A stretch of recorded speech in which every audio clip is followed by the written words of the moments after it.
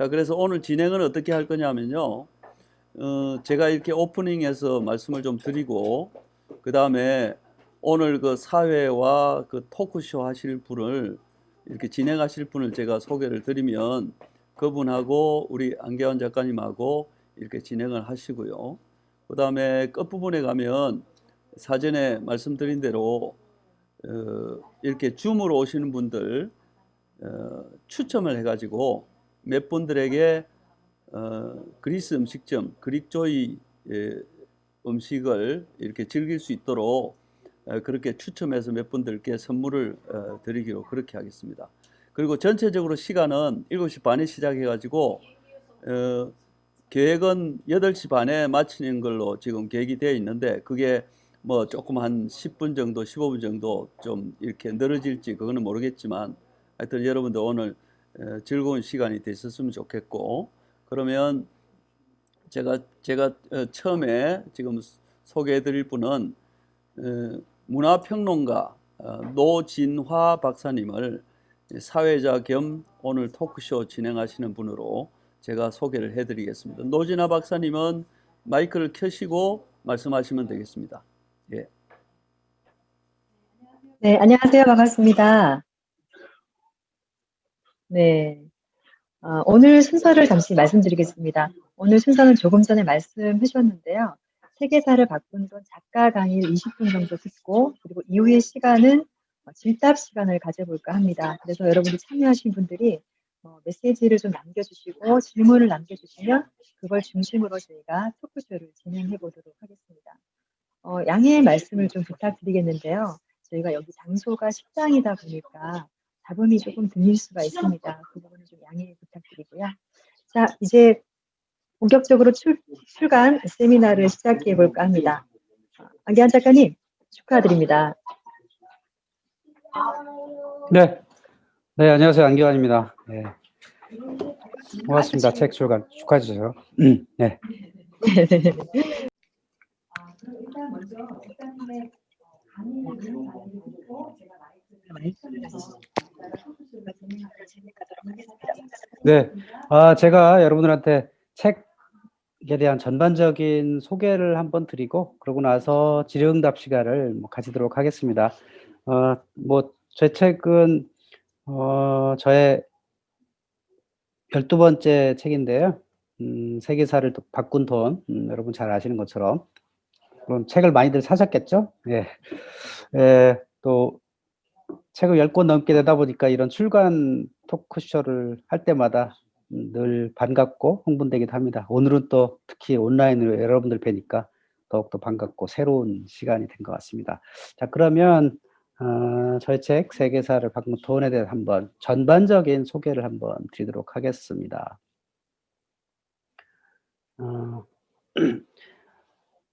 저는 아마추어 역사가라고 할 수 있습니다. 전문적으로 학문적으로 저는 역사를 연구하지는 않고요. 워낙 어릴 때부터 역사책을 읽기를 좋아하다 보니까 동서양의 책들을 많이 이제 보게 되고, 저 나름대로의 개통 철학을 정립을 해 가고 있는 중이라고 할 수 있습니다. 자, 그런데 여러분도 역사책 좋아하시는 분들 많이 계시겠지만, 역사는 흔히 승자의 기록이라 이런 말들을 하잖아요. 저는 이렇게 다른 말로 표현해 봤어요. 역사가들은 인물을 포장하는 역할을 한다.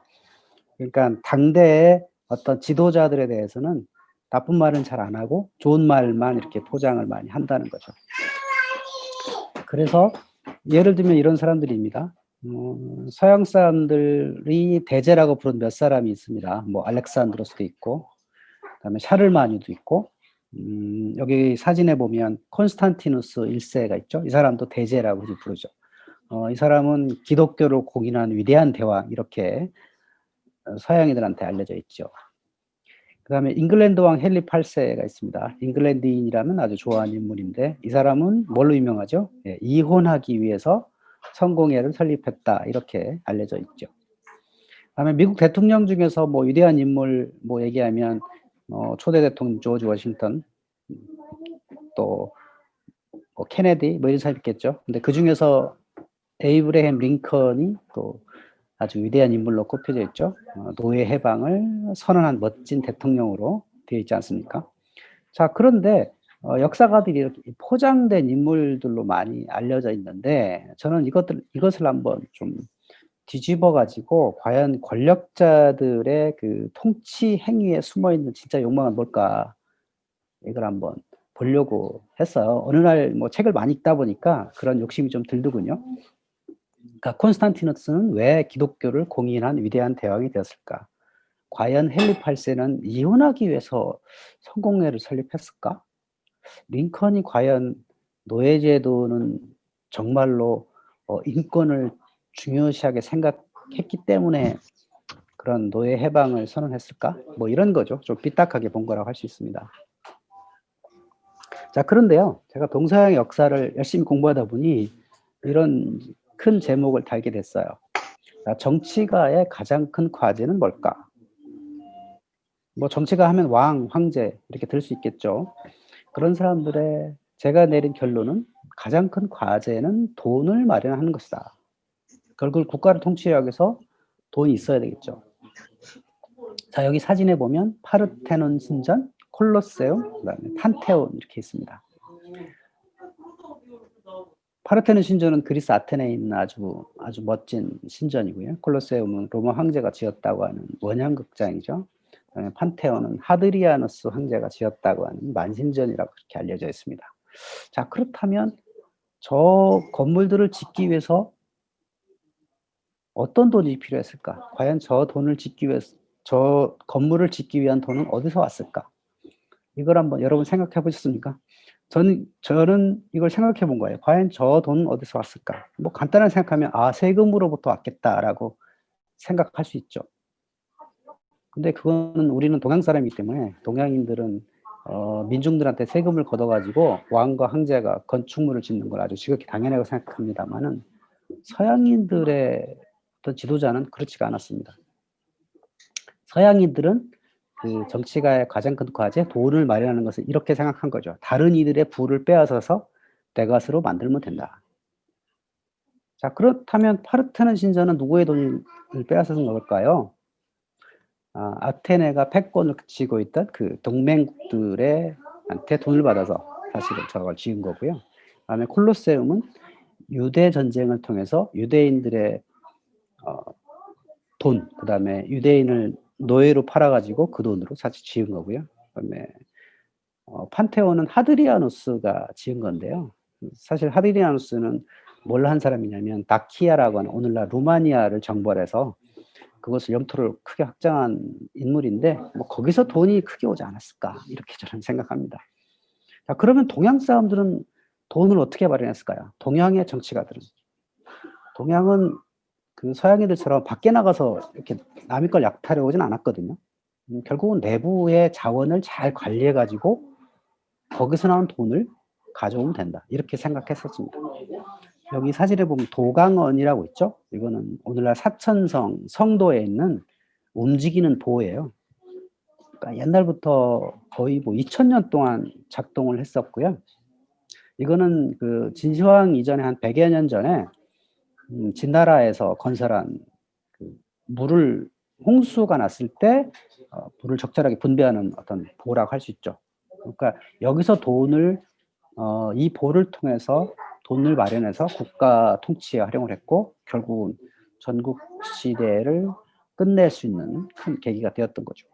그다음에 여기 수나라 대운하가 있잖아요. 수양제가 흔히 건설했다고 하는, 물론 수양제가 완전히 다 끝낸 건 아니고요. 그 후대 황제들이 계속 건설을 했는데 결국은 이 운하라고 하는 국가 경제에 굉장히 큰 역할을 하는 것들을 건설했기 때문에 여기서 돈이 많이 생겼던 거죠. 이걸 통해서 돈을 마련했던 거고. 자, 만리장성은 어떤 돈으로 지었을까요? 예, 저는 이 책에서 콜럼버스가 신대륙을 발견해가지고 거기에 많은 그 에스파냐인들이 그 남미 대륙으로 갔죠. 근데 그 중에서 그 지금의 볼리비아의 포토시라고 하는 곳에서 은광이 발견됐잖아요. 그 은광이 태평양을 건너서 필리핀까지 왔고 그 필리핀에서 중국 상인과 교류를 해가지고 거기서 명나라에 은이 많이 들어왔거든요. 그 은이란 게 돈이어서 옛날부터 돈이 부족했어요. 그래서 돈이 부족해서 늘 경제가 어려웠는데 오늘 갑자기 은이 막 돌기 시작하니까 명나라 경제가 막 활성화됐거든요. 그러다 보니까 당연히 세금도 더 많이 거치게 되고 그 돈을 가지고 장성을 지었다. 이렇게 유추해 볼 수 있는 거죠. 자, 그런데 이제 서양 하면 사실은 황제, 뭐 왕 이런 정치 권력자도 있지만 그 권력의 절반 이상은 교회가 가지고 있었거든요.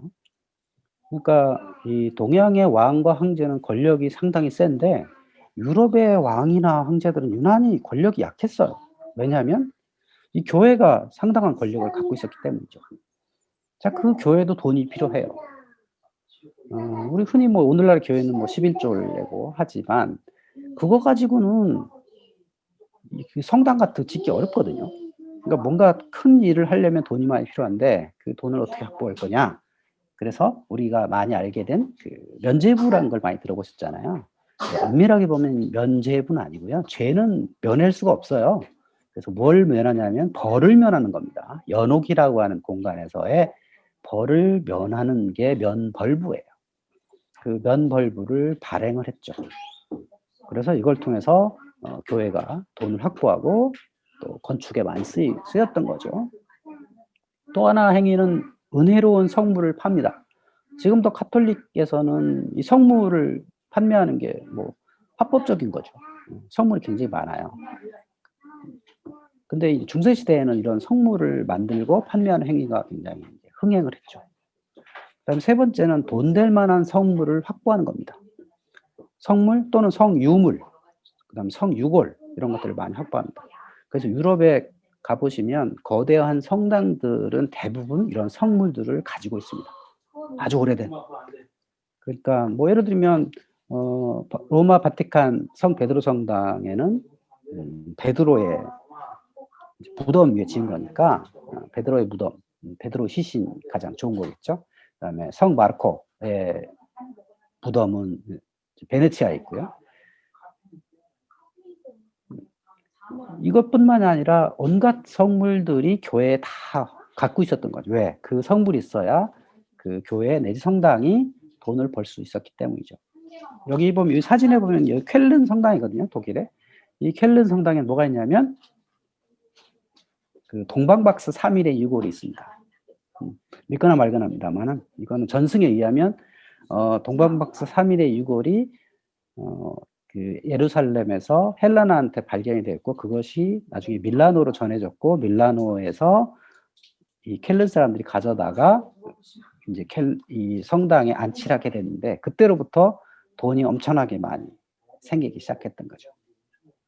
자, 이런 여러 그 행위들을 통해서 교회는 돈을 확보하게 되었던 거죠. 뭐 그 과정에서 여러 가지 이제 문제들이 생기긴 했습니다만, 뭐 당시에는 큰 문제가 되지는 않았습니다.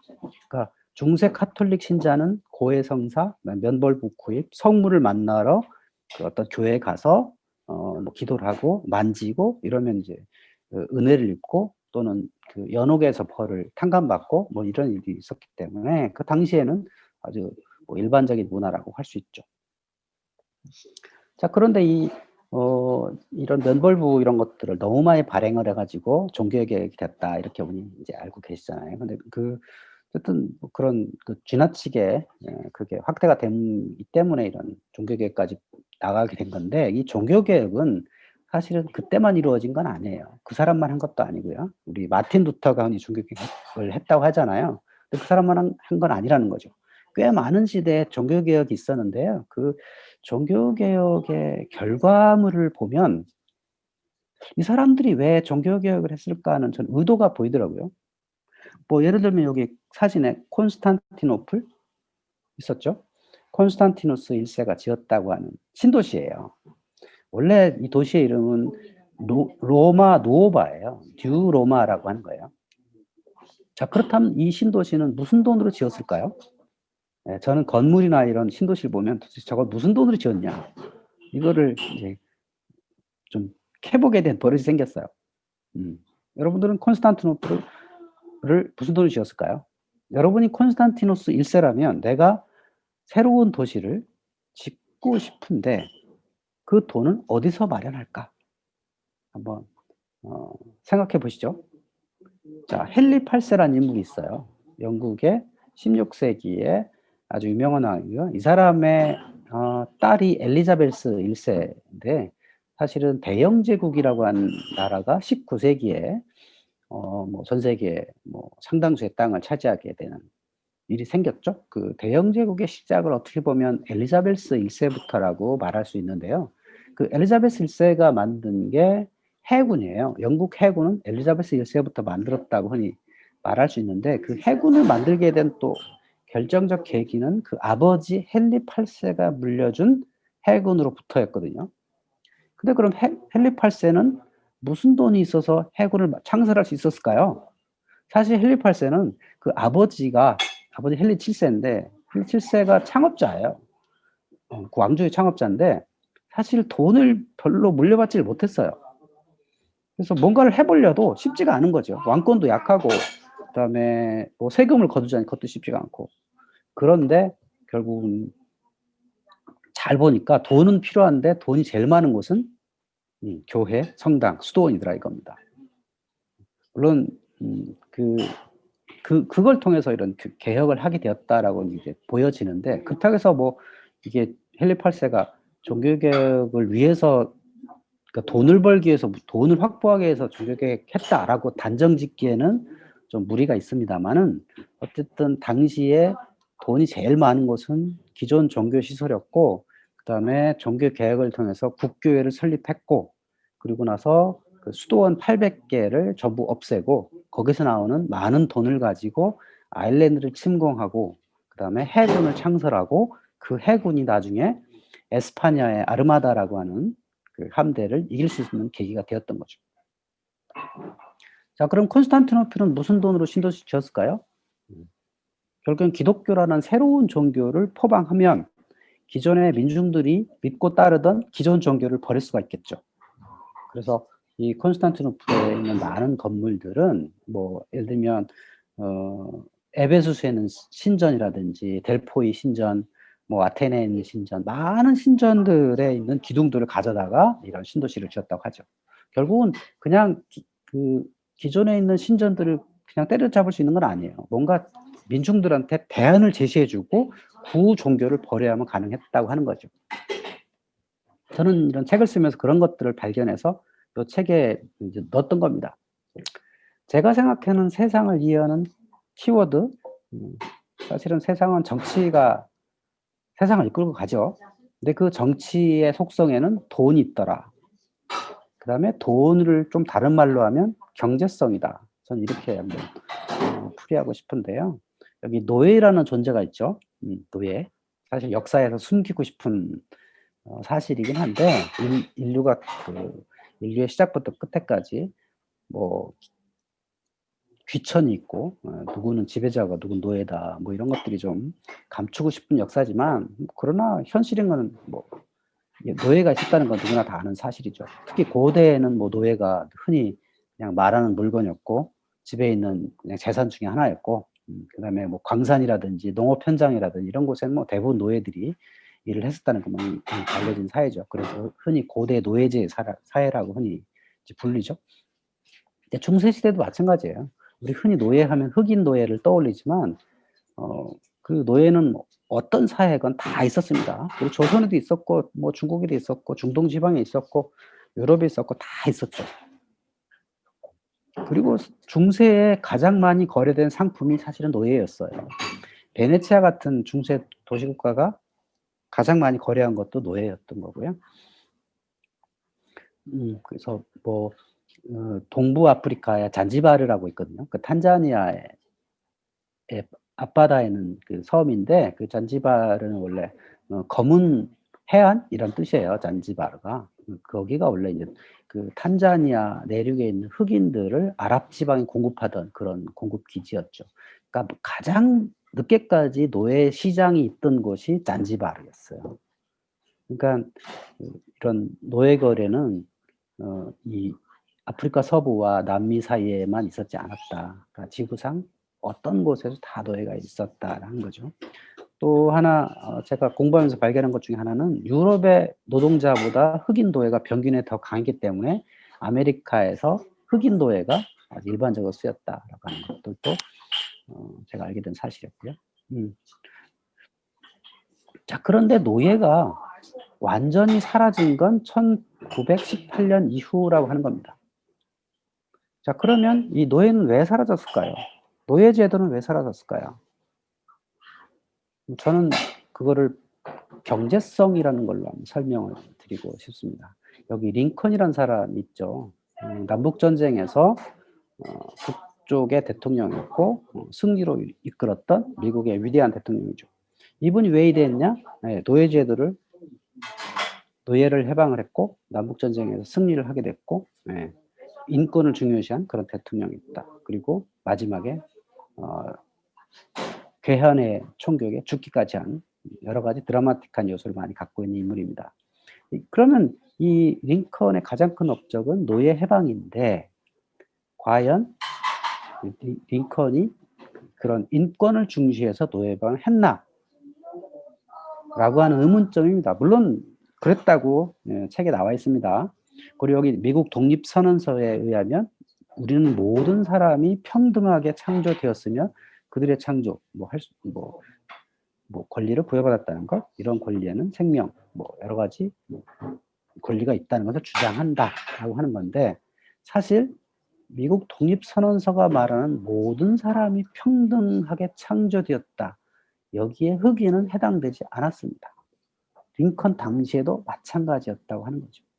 그러니까 링컨조차도 흑인 노예의 필요성은 인정하고 있었다는 겁니다. 자, 그렇다면 이 사람은 왜 노예 해방을 주장했을까요? 제가 보기에는 남북전쟁에서 북쪽이 승리를 위한 방안이 아니었을까 이런 생각을 합니다. 그러니까 당시에도 이 흑인 노예와 백인은 동등한 권리를 갖고 있다고 생각하지 않았던 거죠. 저는 그렇게 봅니다. 자, 그렇다면 노예제가 진짜 사라진 이유가 뭘까요? 저는 여기 제목으로 단 경제성에 있다고 봅니다.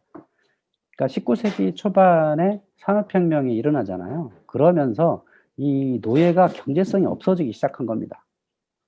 그러니까 아무리 어려운, 특히 광산에서 노예가 가장 많이 일했는데요. 그 광산에서 강제로 사람을 부리고 이런 것들은 경제성이 점점 떨어지기 시작한 거죠. 정당한 노동에 대한 대가를 지불하고 사람을 쓰는 게 훨씬 더 낫겠다라고 하는 판단이 서게 된 거죠. 결국 그게 산업혁명의 어떤 결과이기도 하고요.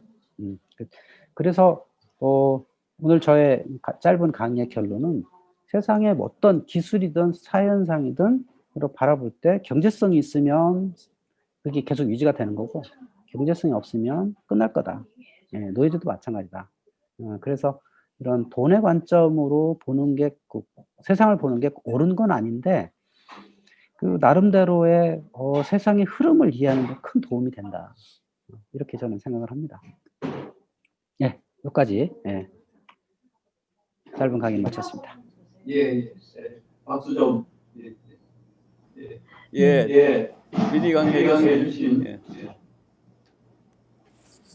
네, 제 목소리 들리시나요? 잘 들립니다. 예. 지금 강의하시는 동안 채팅창에서 우리 안 작가님에게 축하의 메시지들이 좀 많이 올라왔습니다. 운전 중으로 듣고 계신다는 분도 계시고 또 시작부터 재미있다 또 축하드린다라는 메시지가 있는데요. 온라인 줌으로 참여하시는 분들은 질문을 남겨주시면 제가 대신하여 질문을 드리도록 하겠습니다. 아까 안 작가님께서 돈을 떠나서 이제 정치, 돈, 경제성이 세상을 이해하는 조건이라고 말씀하셨는데요. 예전에 제가 설탕의 역사를 보다 보니까 이렇게 노예들을 나무짝에 이렇게 넣고 들어가는 문 다르고 나오는 문이 다르고 그래서 어디로 가는지 모르게 노예들을 취급했다라는 책을 읽은 적이 있는 것 같은데요. 질문 드리겠습니다. 네. 지금 세계사를 쓰시면서 가장 흥미로웠던 부분들이 있을까요? 가장 흥미로운 분이요? 제가 이 책을 쓰려면 이제 공부를 많이 해야 되거든요. 이것저것 책을 많이 보게 되는데 특히 종교개혁 부분이 가장 흥미로웠어요. 그러니까 우리는 흔히 종교개혁을 많이 배우는데 그 종교개혁의 결과를 보면 이거 돈 때문에 했네? 이런 것들을 깨달을 때마다 제가 무릎을 쳤죠. 그 교과서에 세계사 교과서 종교개혁본 굉장히 많이 나오거든요. 저도 네. 물론 세계사를 열심히 한 사람 중에 한 명인데 그 세계 종교개혁을 했던 인물들의 행동들을 참 들여다보면 되게 속물적으로 이렇게 했구나. 그리고 포장을 잘했구나. 돈 때문에 한 거 아닌 것처럼 포장을 많이 했구나. 라는 것들을 많이 깨달으면서 스스로 되게 즐거웠습니다. 네. 제가 근래 읽고 있는 책이 장미의 이름, 우베르트 에코의 장미의 이름인데, 거기도 보면 교황과 이제 황제 프란체스코가 갈등하고 있는 부분도 사실은 돈 때문이거든요. 돈 때문이죠. 네. 그렇죠. 그러니까 교회가 계속 돈을 쫓으니까 사실은 그거에 대한 각성에서 나온 게 프란치스코 수도회라고 할 수 있죠. 우리가 면벌부 얘기도 나오는데 면벌부는 그냥 자연 발생적으로 생겼어요. 원래 그 버터 면벌부가 시작한 거거든요. 그러니까 이 금식기 기독교에는 굉장히 많잖아요. 보통 사순절 기간에는 고기를 절대 먹으면 안 되거든요. 금식도 물론 해야 되지만 고기를 먹으면 안 되는데 특히 북부 유럽 지방에서는 고기뿐만 아니라 버터를 먹으면 안 돼요. 고기 부산물을 먹으면 안 되거든요. 근데 북부 유럽은 그 버터를 대체할 게 없어요. 그러니까 남부 유럽에서는 올리브를 먹으면 되는데 북부 유럽에서는 버터를 안 먹으면 안 되는 거예요. 그밖에 먹을 게 없는데 어떻게 하겠어요. 그러니까 결국 죄를 지는 거죠. 그러다 그 죄를 이제 탕감해 주는 그게 면벌부예요. 그래서 어찌하리까 하고 주교한테 물어봤더니 그러면 면벌부를 발행해 줌으로써 그 버터를 먹는 벌을 감면을 해준 거죠. 그로부터 면벌부가 생기기 시작해서 온갖 걸로 이제 확대되게 된 거죠. 그러면 중세를 지나서 근대로 오면서 좀 상황들이 많이 나아지잖아요. 네. 뭐가 나아지죠? 예를 들어서 뭐 교황의 어떤 그 경제권, 돈의 패권이 좀 더 이제 시민으로 넘어오면서 그런 것들이 좀 와야 되는 부분들이 있지 않나요? 그거는 이제 그렇죠. 그거는 종교개혁이 일어나고 그 개신교가 등장을 하면서 그런 교황과 주교들의 그 행위에 대해서 비난을 많이 하니까 그리고 교회에 대한 기부 같은 것들이 많이 없어지고 하면서 그런 것들이 많이 변했죠. 그건 이제 근대에 가야 되겠죠. 18세기, 19세기 가서야 이제 사라지는 문제를 할 수 있죠. 지금 채팅창으로 질문들이 이렇게 쏟아져 들어오고 있는데요. 한번 읽어보도록 하겠습니다. 첫 번째 질문입니다. 김원배님께서 올려주셨고요. 세계 역사와 돈이라는 것을 연결해서 책을 출판하게 된 계기가 있으셨나요? 이렇게 질문해 주셨습니다. 그 세계 역사를 공부하다 보면 전쟁이 많이 나오잖아요. 전쟁사가 굉장히 많이 나오는데 그 전쟁사를 좀 이해하지 못할 전쟁들이 꽤 있어요. 도대체 이 전쟁은 왜 생겼냐? 이 전쟁은 왜 했냐? 라는 것도 많은데 저는 이 강의장에서 그 청중들한테 그런 말씀을 많이 드려요. 이해하지 못할 사건이나 전쟁이 있거든. 거기다 돈을 대입해봐라. 그러면 이해할 수 있다. 돈을 얻을만 하면 그 전쟁을 하는 거고 돈이 안 될 것 같으면 전쟁 안 할 거다. 그런 얘기를 많이 해왔는데 이제 그런 과정에서 그런 비슷한 사건들을 제가 이제 정리를 해서 책을 쓰게 된 거죠. 근데 의외로 굉장히 많더라는 거죠. 도대체 이해를 못 하겠다. 그러니까 물론 우리 그 학교에서 공부를 할 때 선생님이 가르쳐 주는 대로 이건 이거다. 그러면 알겠다고 넘어가잖아요. 근데 저는 그게 이 역사를 공부하는 옳은 자세가 아니라고 생각해요. 질문하는 거예요. 이건 왜 한 거야? 의도가 뭐야? 목적이 뭐야? 무엇을 얻고자 하는 것이냐? 이런 것들을 자꾸 왜라고 하는 질문을 자꾸 하면 거기서 답을 찾을 수 있다는 거죠. 근데 그게 상당수의 답이 돈이더라. 그런 거죠. 네, 그러면 두 번째 질문입니다. 김원배님이 하셨고요. 동양 서양 관련 책도 쓰시고 강의도 많이 하시는데 다음 작품은 우리나라와 역사에 관련된 재미있는 책이나 강의를 하실 생각은 있으신가요? 이렇게 올려주셨습니다. 네, 우리나라 역사도 재미는 있는데요. 우리나라 역사에는 잘하신 분이 너무 많습니다. 그래서 저는 저는 그분들한테 사양하려고 하고요. 실제로 우리나라 역사는 좀 무섭습니다. 솔직히 말하면 아시는 분들이 너무 많기 때문에 잘못 얘기하면 큰일 납니다. 그래서 좀 선수분들도 많고 잘 아시는 분들 많고, 그다음에 이게 대한민국 역사는요 토론이 잘 안 돼요. 열린 토론이 잘 안 되는 분야라서 쉽지가 않습니다. 그래서 저는 저보다 훌륭하신 분들한테 양보합니다. 네, 안강현님께서 비슷한 맥락인데요. 공감합니다만 한국 역사를 경제성으로 해석한다면 어떤 사례가 있을까요? 라고 올려주셨습니다. 네, 제가 한국 사례를 책에 넣으려다가 여러분들한테 혼날 것 같아서 제가 안 넣은 게 있는데요. 아까 콘스탄티노스가 로마 누오바를 지었다 그랬잖아요. 새 로마를 지었습니다. 무슨 돈을 지었다 그랬죠? 자, 콘스탄티누스 입장에서 한번 생각해 보죠. 저기 나이 많고 돈 많고 큰 소리 치는 원로원 귀족들인 로마에는 살고 싶지 않아요. 그러니까 내가 황제로서 지낼 수 있는 신도시를 짓고 싶어요. 근데 그 사람도 전쟁만 한 사람이거든요. 돈이 많지가 않아요. 돈을 구해야 돼요. 그러면 돈이 제일 많은데 어딘다 그랬죠? 기존 종교시설. 자, 그겁니다. 그렇게 해서 기존 종교시설을 때려잡아서 거기 있는 돈들을 가져다가 지은 거예요. 자, 그러면 우리 한국 이제 조선시대로 와보죠. 자, 콘스탄티누스와 비슷한 입장에 있는 사람이 이성계죠. 그리고 정도전입니다. 자, 이성계와 정도전은 뭘 했죠? 한양이라고 하는 신도시를 지었습니다. 그러면 한양과 신도시는 무슨 돈으로 지었을까요? 여러분이 정도전이라고 생각해 보세요. 무슨 돈이 있죠?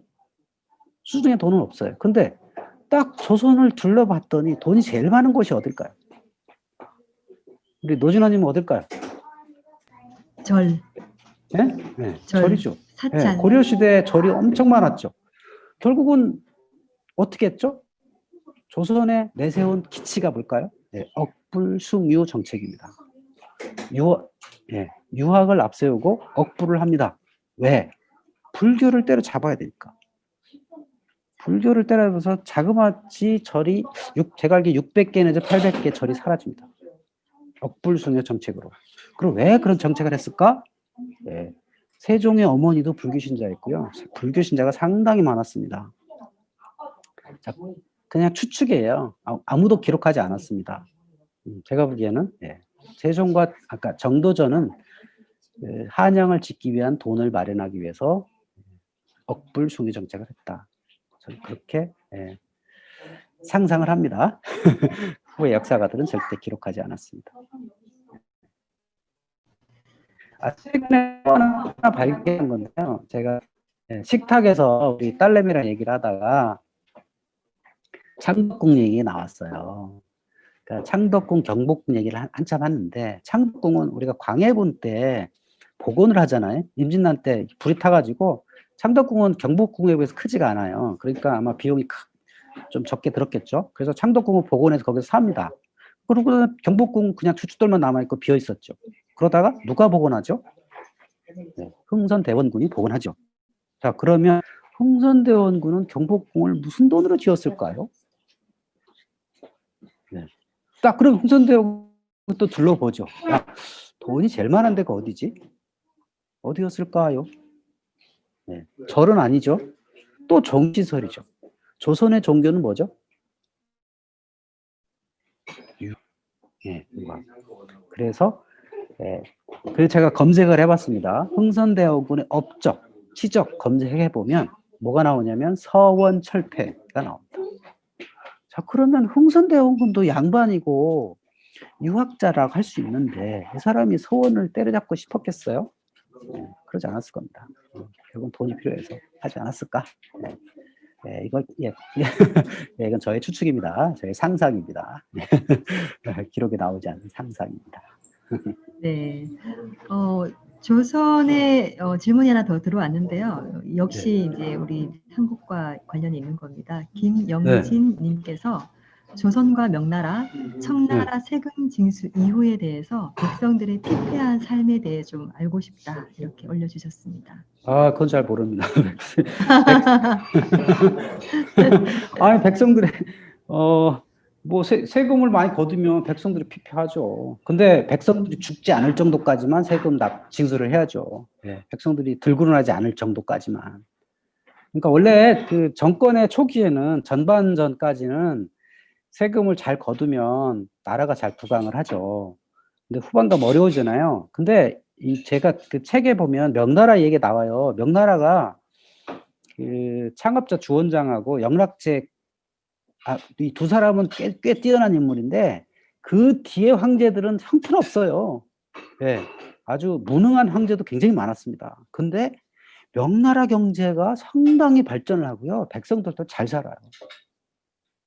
물론 그 피폐한 분들도 있었겠지만 평균적으로 보면 명나라가 꽤 괜찮은 국가였어요. 그렇게 황제들이 무능했는데도 왜 그랬을까라고 생각해 보면 저는 그 볼리비아 포토시에서 온 은광 때문이 아니었을까. 네. 실제로 최근에 나온 1493이라고 하는 책이 있어요. 그 책에도 보면 그런 얘기를 많이 합니다. 그 은이라고 하는 게 옛날부터 돈이잖아요. 그러니까 늘 돈이 부족해서 힘들었어요. 모든 정권들이. 그러니까 그러니까 이 돈이라는 게 사실 많이 있으면 투자할 수가 있거든요. 공장도 짓고, 뭐 수공업도 할 수 있고, 뭐 도자기 공장도 지을 수 있고 한데, 뭐 송나라 때, 원나라 때 다 돈이 부족해가지고 힘들었는데, 명나라 중기에 들어서가지고 갑자기 나라에 은이 많아진 겁니다.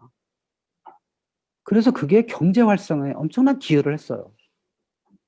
그게 남은 게 이제 만리장성인 거고요. 예, 제가 책에 기록한 그 만리장성이 그래서 물론 몽골족을 막기 위해서 지은 거긴 한데 그걸 할 수 있었던 돈은 어디서 왔냐? 바로 남미에서 온 은 때문이다라고 말할 수 있다는 거죠. 명나라 경제가 굉장히 활성화됐던 건 바로 은 때문이었다. 그리고 청나라도 사실 초반에 상당히 흥성을 하거든요. 세계 최강 대국이 되거든요. 그게 은이 상당히 풍부해졌기 때문에 그랬다고 할 수 있습니다. 그 맥락에서 보면 보스턴 차 사건도 또 비슷한 또 사건이네요, 그죠? 그렇죠. 예, 그렇다고 할 수 있죠. 보스턴 차. 네. 뭐 차라고 하는 것도 다 연결되는 거니까요. 동양에서 온 차가 유럽까지 가서 그게 또 홍차로 바뀌고 그래서 미국까지 갔고 보스턴 차 사건으로 인해서 미국 사람들의 차가 비싸졌어요. 그래서 그 비싼 차 대신 뭘 먹었죠? 커피를 먹는 겁니다. 그래서 미국인들은 그 영국 사람들처럼 홍차를 안 먹고 커피를 많이 마신 거죠. 그렇게 연결도 됩니다. 네. 네. 이상훈님께서 질문을 올려주셨는데요. 유태인들이 세계의 돈을 좌지우지하고 있다고 하는데 유태인 등에 대한 박해나 다른 세계적인 사건들이 있을까요? 이렇게 올려주셨습니다. 네. 유태인들이 세계 돈을 좌지우지하게 된 건 제가 보기엔 실력과 운이 이게 두 가지가 다 있었다라고 보여지는데요. 그러니까 중세 시대에 그 경제를 돌아가는 게 뭐였냐면 우리 흔히 이제 은행이 그때 생겼죠. 중세 북부 이탈리아에서 많이 생겼는데 그때 이 기독교는 원래 이자를 금지를 해요. 이자를 받으면 안 됩니다. 그게 원래 헬라 시대부터 있었던 거예요. 아리스토텔레스 시대부터 이자는 받으면 안 된다는 게 문화적으로 있었고 그게 중세까지도 이어져 오는데 오늘날 이슬람에서도 원래 이자를 못 받게 돼 있잖아요. 그래서 근데 이자라는 게 있어야 되잖아요. 있긴 있어야 되는데 기독교에서는 못하게 한단 말이에요. 그러다 보니까 일반 시민들은 못하고 그거를 무슬림들이 하게 된 겁니다. 그 고리대금업을 무슬림들이 한 거죠. 그러니까 어떻게 보면 그러니까 유대인들은 먹고 살기 위해서 할 수 있는 게 그거밖에 없었어요. 일반 상업도 못하고 뭐 할 수 있는 직업이 오로지 죄가 됨에도 불구하고 할 수 있는 직업 바로 고리대금 업자였다는 겁니다. 일종의 그 전당포예요. 그래서 유대인들이 그걸 하게 됐는데 이제 중요한 사건이 있죠. 이베리아에서 1492년 레콘키스타라고 있었죠. 재정복이라고 하는 그런 사건이 있어서 이슬람인들은 전부 떠나갔고 그 전까지는 그 이베리아 반도에서 그러니까 무슬림들, 기독교인, 유대인들이 아주 자유롭게 살았어요. 굉장히 관용적인 사회를 해가지고 거기서 이제 고리대금업자로 유대인들이 많이 했겠죠. 이제 그러다가 레콩키스타 이후에 알람블라 칙령이 있었거든요. 그 알람블라 칙령에 의해서 이베리아 반도에 살던 유대인들한테 그 명을 내린 거죠. 개종을 하든지 떠나든지 이래라. 그래가지고 많은 유대인들이 이제 세계로 퍼졌어요. 물론 이제 아프리카로도 가고 중동으로도 가고. 근데 그 중에 일부 사람들이 네덜란드로 가죠. 그 네덜란드로 갔던 그 유대인들이 결국은 그 사람들이 아무것도 못 들고 왔는데 그 다이아몬드 같은 것만 숨겨서 떠났거든요.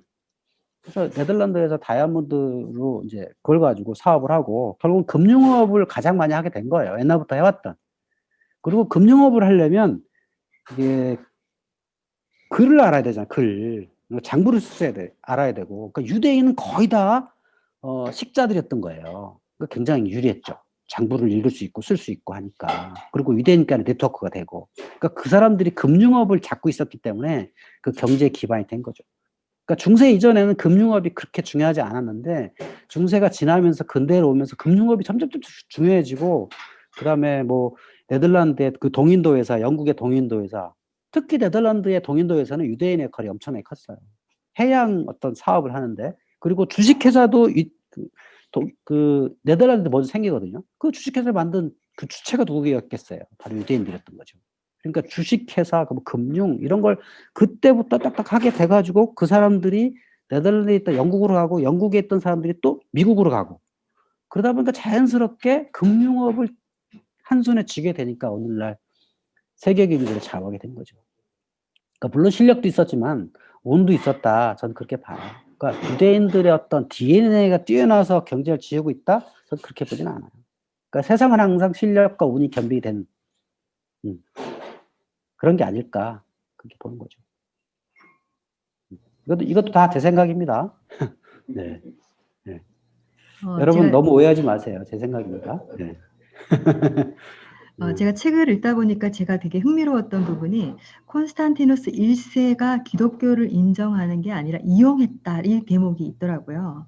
네. 그래서 우리가 일반적으로 전승에 의하면 꿈에서 십자가 깃발이 나오고 그것 때문에 승리했다 뭐 이렇게 우리가 알고 있는데 좀 다른 내용들이 있는 것 같아서 그 전승에 의하면 이게 네. 그 전승을 누가 기록했냐면 에우세비오라고 하는 그 성경에는 가이사랴라고 하는 가이사랴 도시가 있죠. 그 가이사랴의 주교였어요. 그 사람이 콘스탄티누스의 이야기를 듣고 기록한 겁니다. 네. 그러니까 콘스탄티누스 그 사람이 얘기한 거예요. 내가 말이야 꿈에서 그걸 발견했어. 그래서 그걸 깃발을 만들어가지고 우리 병사들한테 보여줬더니 병사들이 무지하게 용맹해가지고 승리했어. 이게 된 거죠. 믿거나 말거나죠. 그러니까 그 312년, 그러니까 밀라노 칙령했는 게 312년이거든요. 그때 기독교를 공인한 게 아니고 모든 종교를 다 믿도록 하자. 이게 밀라노 칙령이에요. 모든 종교를. 근데 그 시점에서 콘스탄티누스는 어떤 생각을 했을까? 그 밀라노 칙령은 어떻게 한 거냐면 콘스탄티누스와 니키우스가 한 거예요. 둘이서 한 건데요. 콘스탄티누스는 로마의 서쪽 지역을 가지고 있었고 니키우스는 동쪽 지역을 가지고 있었어요. 근데 당시에 기독교인은 서쪽에 많았을까요? 동쪽에 많았을까요? 네. 기독교는 동쪽에서 탄생한 거예요. 예루살렘과 아나톨리아 반도에서 탄생한 거예요. 그러면 서쪽엔 기독교인이 적고 동쪽에 기독교인이 많아요. 그 다음에 동쪽에 있는 군인들의 상당수도 기독교인이에요. 자, 그런데 니키아스라고 하는 동쪽을 다스리는 황제는 기독교를 싫어해요. 그럼 밑에 그 니키아스 밑에 있던 군인들 입장에서는 이게 니키아스가 싫죠. 근데 저쪽 서쪽의 황제인 콘스탄티누스가 기독교도 마음대로 하게 하자라고 하니까 어떻게 하겠어요? 네. 우리의 상사는 밉고 저쪽의 상사는 이쁘죠. 결국 이제 두 사람이 전쟁이 붙었습니다. 그러면 어떻게 되겠어요? 네. 니키아스 밑에 있던 많은 병사들이 어떻게 갑니까? 저쪽으로 가는 거죠. 그걸 노린 겁니다. 제가 보기에는. 그러니까 니키아스 밑에 있던 많은 기독교인 군인들을 선동하기 위한 하나의 방법론이 아니었을까.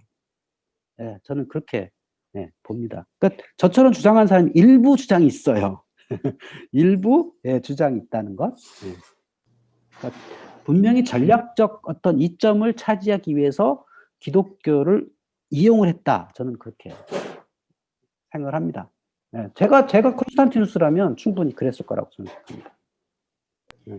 그 로마 여행을 가면 콘스탄티누스와 그의 어머니 헬레나의 영향이 참 많다 이런 생각을 하거든요. 그 각 교회마다 성물들이 있고 그래서 거기 조금 소개를 좀 더 해주시면 어떨까요? 헬레나요? 그렇죠. 이제 324년에 콘스탄티누스가 이제 니케아 공의회를 통해서 이제 하나의 뭐 기독교는 이것이다라고 삼위일체설을 확립을 딱 하고 로마 교회라고 하는 로마 제국교회라는 걸 성립을 하죠.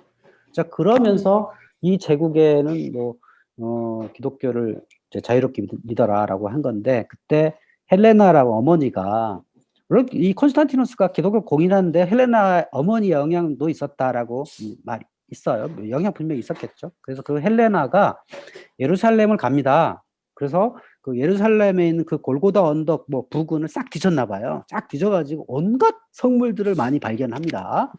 그래가지고 특히 십자가 제일 중요하죠. 그걸 종목, 횡목, 그렇죠? 회로 종목, 횡목 이것도 발견하고 무슨 롱기누스의 창도 발견하고 뭐 옷도 뭐 수의 이런 거 온갖 걸 발견해가지고 콘스탄티노플로 가져갑니다. 그러면서 그거를 지역에 이제 하사를 하죠. 여러 지역에 하사를 했습니다.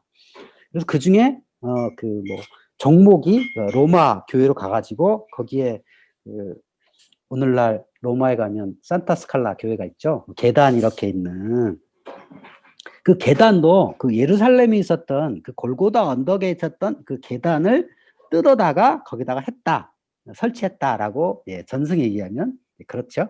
그래서 거기는 신발 씻고 못 올라가고 이제 무릎이 기어 올라가고 그래서 유럽의 그 많은 교회에 헬레나가 수집해서 하사한 물품들이 상당히 많이 있습니다. 제가 아까 앞에 강의에서 켈른 성당에 뭐가 있다 그랬죠? 동방박사 3인의 유골 있다 그랬죠? 그 어디서 했겠? 아마 헬레나가 수집했겠죠? 헬레나 수집해서 뭐 어디가 해사했는데 그 밀라노 교회가 서기 900년에까지 갖고 있었대요. 그래서 그랬는데 밀라노에서 그거를 켈른 주교한테 준 거예요.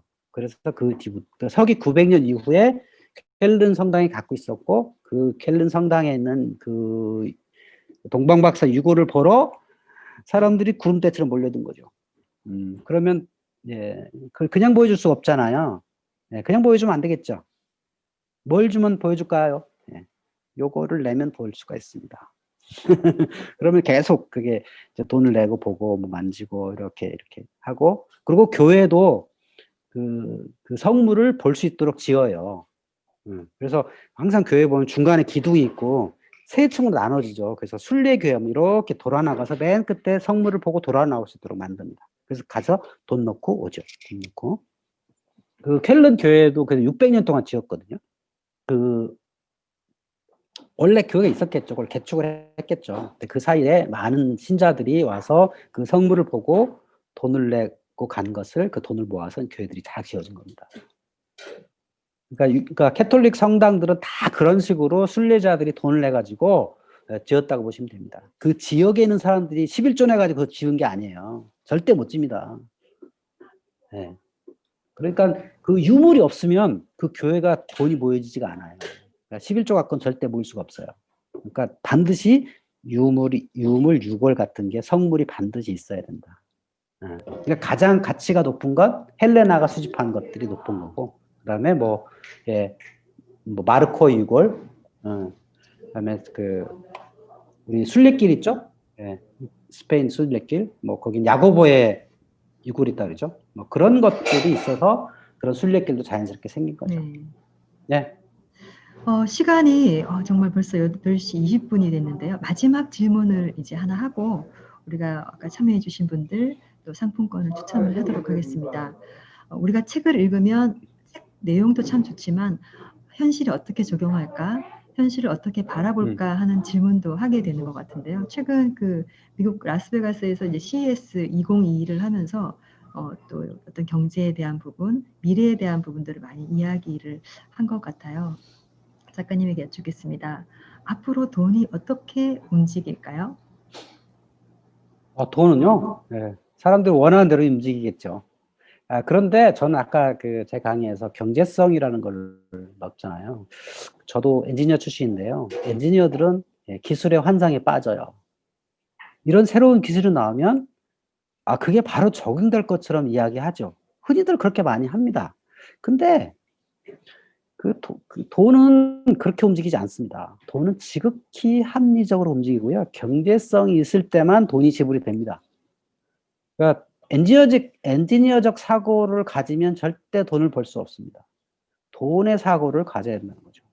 그러니까 세상에 많은 기술이 있고 뛰어난 기술이 있지만 그게 인간이 그거를 채택하지 않으면 그 기술은 살아남을 수 없습니다. 그럼 인간은 무슨 기준으로 채택할까요? 돈이 되면 채택할 거고요. 돈이 안 되면 채택하지 않을 거라고 봅니다. 그러니까 오늘날에도 온갖 AI 이야기도 많이 나오고 뭐 자율주행도 나오고 여러 가지 기술들이 있는데요. 과연 저게 돈이 되냐? 과연 AI가 나와서 인간을 대체하냐? 이거에 대한 질문은요. 저거 돈이 되냐라고 하면 대체가 될 거고요. 돈이 안 되면 대체가 안 될 겁니다. 저는 그렇게 봅니다. 뭐 최근에 어떤 뭐 회사에서 화장실을 청소하는 로봇을 개발했더라고요. 그래서 뭐 근데 그게 월 렌트비가 100만 원이에요. 그게 뭐 적용되냐 안 되냐 뭐 이런 얘기가 있던데 제가 보기에는 저거는 전혀 쓸모없는 기술이다라고 저는 보죠. 왜? 화장실 청소는 지극히 저임금으로 돌아가는 곳이잖아요. 그러면 차라리 사람을 쓰는 게 나아요. 온갖 상황에 대처를 할 수 있는 인간이 훨씬 더 낫지. 그 기계 그거 가져다가 뭐 적용해봤자 맨날 고장 나고 돈 더 많이 들 거거든요. 분명히 그런 데 적용이 안 될 거라는 거죠. 그러니까 기술이 살아남으려면 돈이 되는 곳에, 경제성이 있는 곳에서만 가능할 거다. 그래서 우리가 이렇게 아까 뭐 라스베가스의 온갖 쇼를 볼 때도 저거 돈이 되는데 언제 어떻게 돈이 될 것이냐 이런 것들을 늘 봐야 된다는 거죠. 한 박자 더 들어가서 무조건 기술에 열광할 게 아니라는 겁니다. 저는 그렇게 생각합니다. 네, 감사합니다.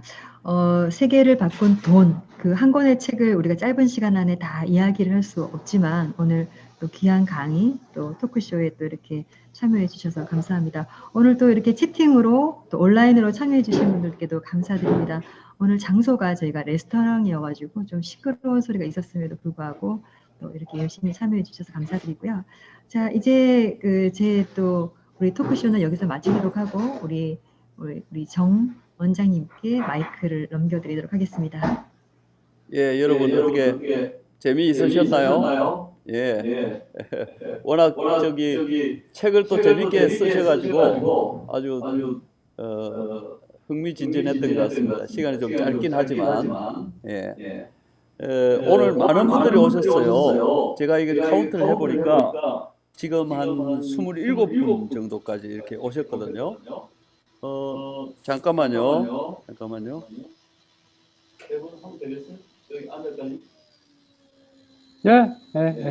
그러면 제가 이제 추첨하기 전에 여러분들에게 추첨하기 전에 오른쪽에 그러니까 밑에 보면 채팅방이 있죠. 채팅방에서 이렇게 오늘 들어보신 소감을 간단하게 여기 저 채팅방에 좀 남겨주시면 고맙겠습니다. 그리고 지금부터 제가 이제 추첨하는 걸 준비를 해가지고 뺑뺑이 추첨기를 돌려가지고 세 분을 추첨해서 그리스 음식점 그릭조이의 점심 식사권 2장을 이렇게 드리도록 그렇게 하겠습니다. 자, 방법은요. 제가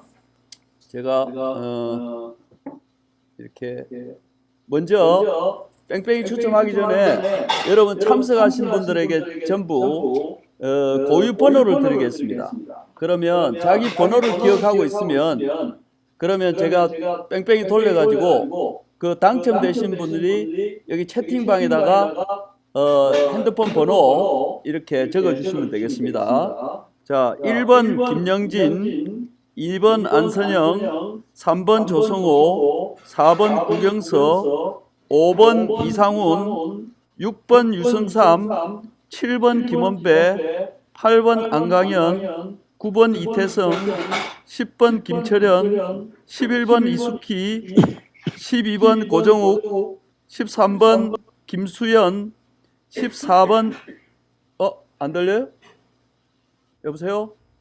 안 잘 들리세요? 들립니다. 잘 들려요. 잘 들립니다. 예, 14번 잘 이범민. 들립니다. 예, 15번 조윤재, 16번 최승희, 17번 이혜선, 18번 이순자, 19번 박순현, 20번은 아이폰이라고 이름이 되어 있는 분이에요. 21번 김종상, 22번 딕조이, 23번 김명숙, 24번 이현옥, 25번은 영어로 UM리라고 되어 있는 분이고요. 26번은 스탠드라고 되어 있는 분이에요. 자, 이게 혹시 내 이름이 빠졌다 하시는 분 손 들어보세요. 없으시죠? 26번까지? 예, 그러면 이제 추첨을 들어가겠습니다. 26번까지 세 분을 추첨하겠습니다. 잠깐 기다리세요. 예, 제가 세 분을 추첨을 해서, 자, 화면 보이시죠? 뺑뺑이 추첨기로 제가 추첨을 하겠습니다. 여기에 뺑뺑이 추첨기가 어디 갔나? 뺑뺑이 추첨기, 여기 있네요. 여기 있네요. 자, 뺑뺑이 추첨기 보이시죠? 여기에 네. 설정 들어가서 여기에 26번까지 하고, 그 다음에 done 하면 제 시작을 누르면 1번부터 26번까지 번호가 나왔습니다. 자, 그러면 제가 돌리겠습니다. 시간이 없기 때문에 그냥 제가 돌릴게요. 자, 첫 번째, 잘 돌아갑니다. 12번이 누구냐면 고정욱입니다. 고정욱 작가 시의원 당첨됐어요. 또 하겠습니다. 네. 1번 김영진. 이야. 그 다음에 한 명만 더 하겠습니다. 네. 2번 안선영. 왜요? 저 이런 거 잘 안 맞는데. 야, 진짜 이런 거 잘 안 맞는데. 세 분은 여기 저 단톡방에다가 자기 핸드폰 번호를 올려주시고, 저희가 고맙습니다. 예, 저희가 저 안교안 작가님 메가드 스쿨 이름으로 여기다가 이렇게 저장을 해놓을 테니까 두 분이 오셔서 언제든지 점심시간에, 저녁 말고 점심시간에 식사하시면 되겠습니다. 재밌죠? 자, 추정까지 끝냈고요. 자, 작가를, 우리 오늘 수고하신 우리 안교안 작가님을 이렇게 여러분들 좋아하셔서 오셨는데 도와주실 있을 수 있는 좋은 방법을 제가 두 가지를 알려드리겠습니다. 첫 번째, 요즘 스마트폰으로 다 책 구입하지 않습니까? 교보문고나 예스24에 들어가가지고 책을 읽고 난 다음에 간단하게 한두 줄로 평을 올려주시면 작가에게 무지하게 도움이 됩니다.